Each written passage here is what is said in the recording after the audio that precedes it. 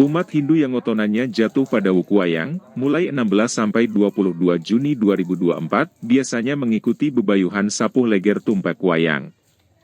Bebayuhan ini sebenarnya cukup dilakukan sederhana, dan hanya sekali dilakukan selama hidup. Umat cukup menyiapkan 2 pejati untuk nunas tirta sudamala ke Jero Dalang, dilengkapi tirta kemulan dan pura dalam sudah dianggap cukup. Dan ini cukup dilakukan hanya sekali dalam hidup ini, bukan minimal 3 kali, apalagi setiap tumpek wayang. Berikut penjelasan dari pengamat agama Hindu, yang juga dalang dan sering menjalani bebayuhan tumpek wayang, I Gede Agung Gunawan Arum atau Jero Dalang Arum. Tapi sebenarnya orang yang lahir di Wukuwayang ini orang-orang yang hebat, karena dia dapat penugerahan Sang Hyang Iswara. Karena Iswara itu kekuatan.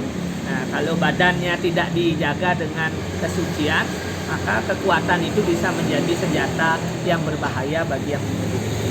Apa bentuk yatnya paling nista untuk sapu leger Jero Dalang? Ya, yang paling nista itu sebenarnya kan dasarnya semua Banten Pejakin gitu. Dan yang muputang itu sebenarnya adalah tirta kemulannya dia dan pura dalam yang bersangkutan.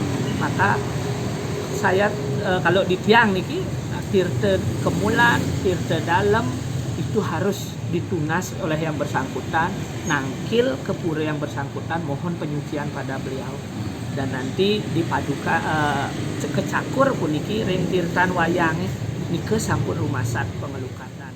Ditambahkannya, mereka yang memiliki 11 kelahiran khusus, bisa melakukan cara ini. Hanya saja bedanya, kelahiran di Wukuwayang selain memohon tirta sapuh leger, juga tirta sudamala. Sueca Bali TV melaporkan.